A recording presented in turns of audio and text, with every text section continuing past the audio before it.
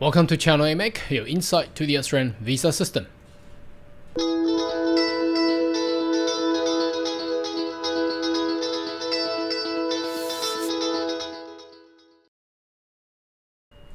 Good day everyone, my name is Carl Young, your online YouTube visa consultant.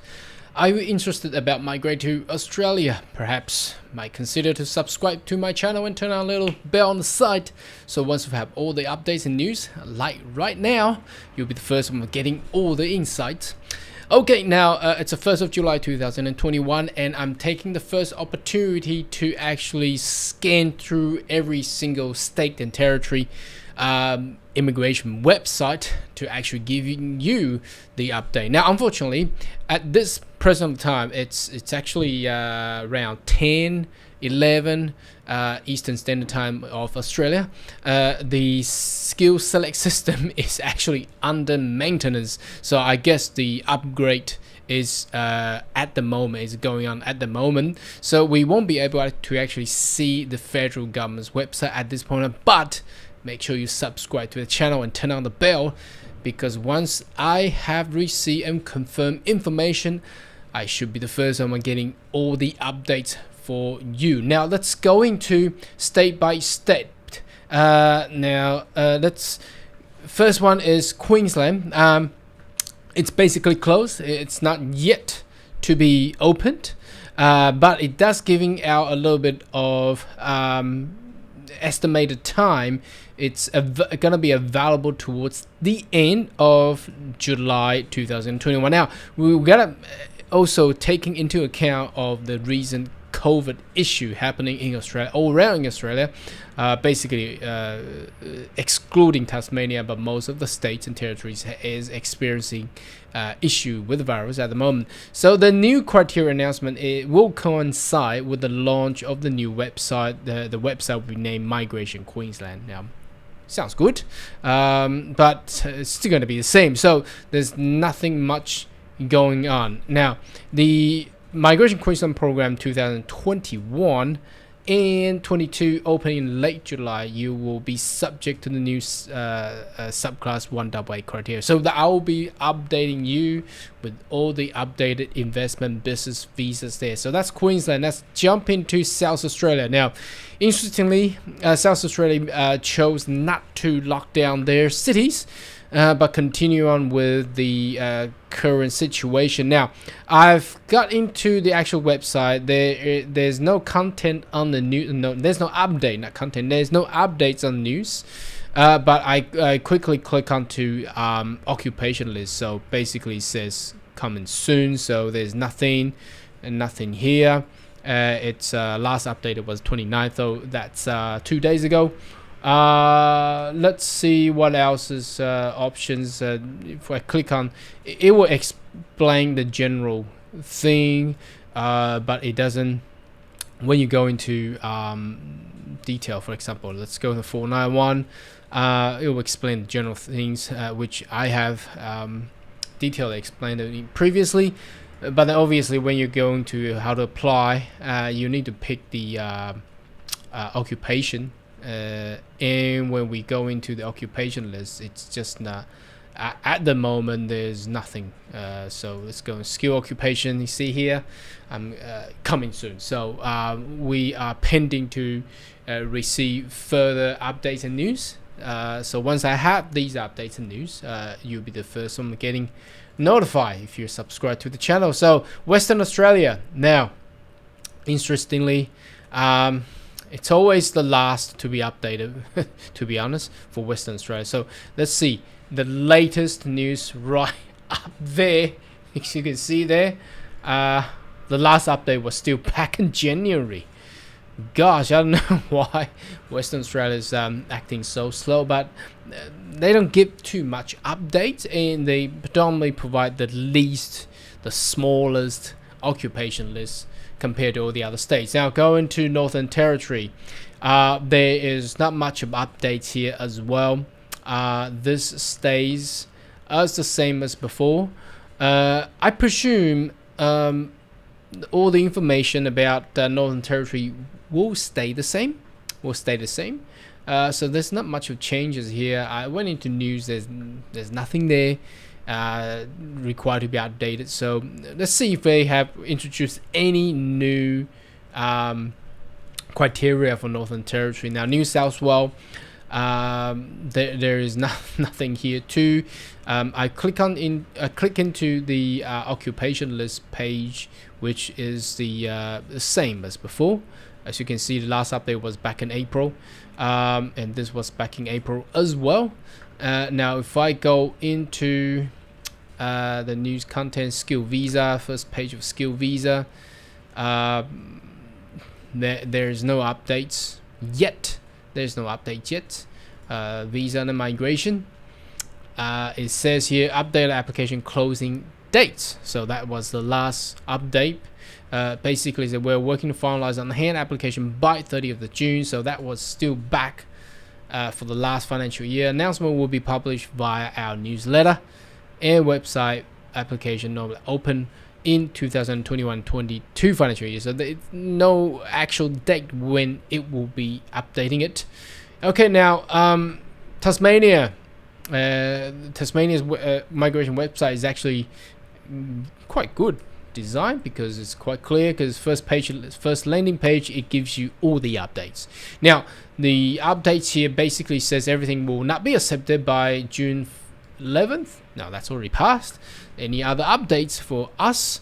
We'll continue to consider applications. Subclass 190 have not been finalized. Will still be considered and lodged before 20th of March of 2021. All applications are not finalized by Wednesday, 30th of June, will be closed and service fee refunded. That means they will be rejected. Okay. And finally, this is the most important one. The 2021-22 state visa nomination program is expected to commence call new application in July. So, but when in July? Today is the 1st. Don't know yet. We don't have any information there. Now, what's this one? This is Canberra. Okay. 2020-21 process will recommence in July, and there's no updates. No update yet. Now, Victoria should be the first one of providing news. So I'm giving you a glimpse of what Victoria does. So, oops, this is actually my email. They haven't updated that in the website yet. So let's have a read. It basically says, so it's 1st July. This is hot. Okay. Victoria Skill Migration Program 2021-22 will open its ROI registration of interest on 7th of July, which is going to be Wednesday next week. So not today. The Department of Home Affairs has provided Victoria with 3,500 subclasses 190 and 500 subclass 491 places. Now consider about the amount. It's not much. So with all that, this financial year, the new financial year, will actually meet the target of the quarter of 160,000 ?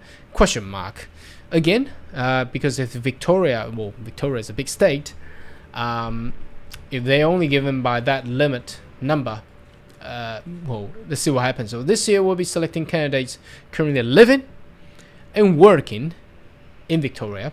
So sounds like they're staying with the same, but let's get into a detail. There is a new STEM skills, STEM. Now, I thought the STEM is STEM.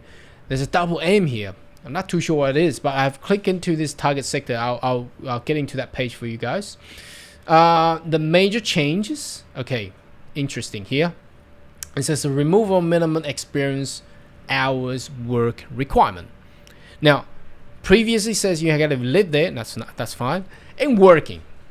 So that means there's no require of 6 or 12-month working requirement from what we see here, because the previous, which is yesterday or anyway 2020-21 criteria requires 6 months of work for 491 and 12 months of work for 190. So they are getting that out. Okay, so that's good. That makes it easier. But the amount of applicant has to be living there. That means you got to be onshore again. I'm sorry for all the offshore people there.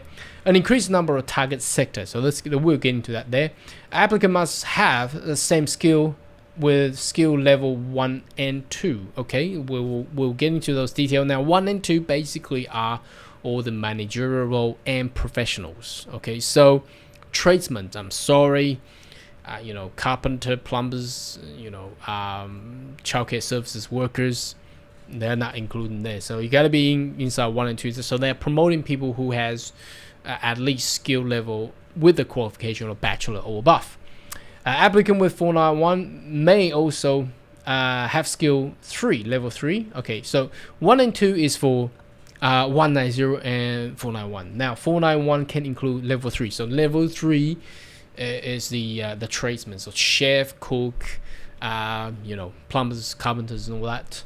If you submit ROI last year, were not selected, you must submit a new one. Okay, so this is very important. This is aligned with what Queensland does.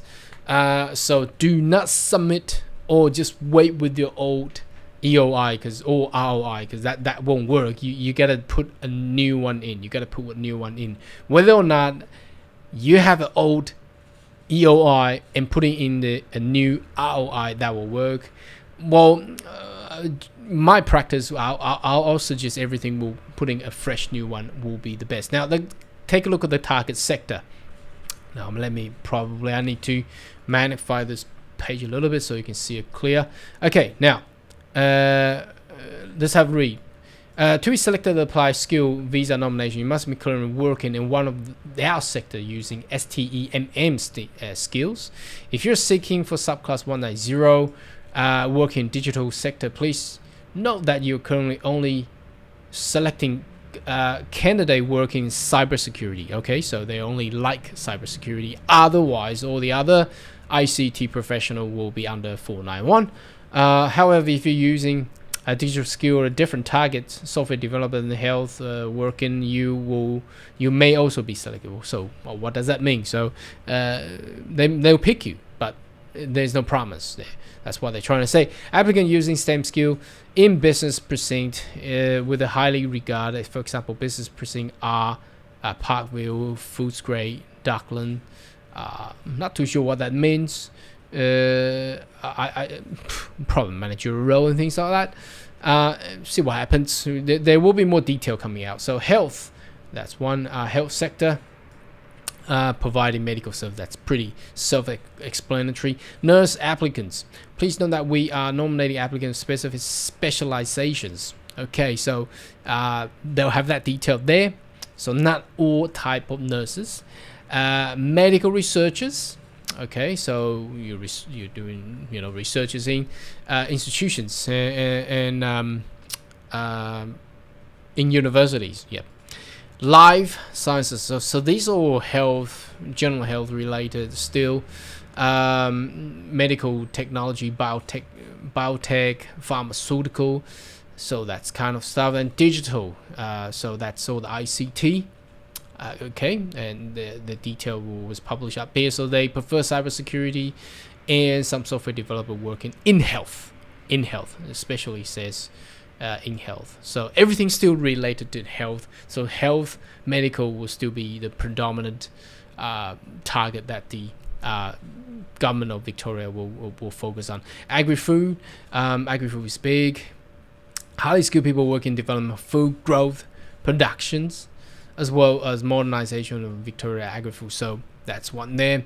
And advanced manufacturing. So advanced manufacturing sector include industry, defense, or aerospace. Considering working in advanced manufacturing, you must be using STEM skill, enhanced innovation, and new energy. So that's solar, wind, turbine, renewable, bioenergy, carbon capture, and things like that. So that's basically what we have received this morning. And make sure you subscribe to the channel, because once we have all the updates, I should be the first one getting all the updates in the video format for you. Thank you for watching, and I see you in the next video. Goodbye.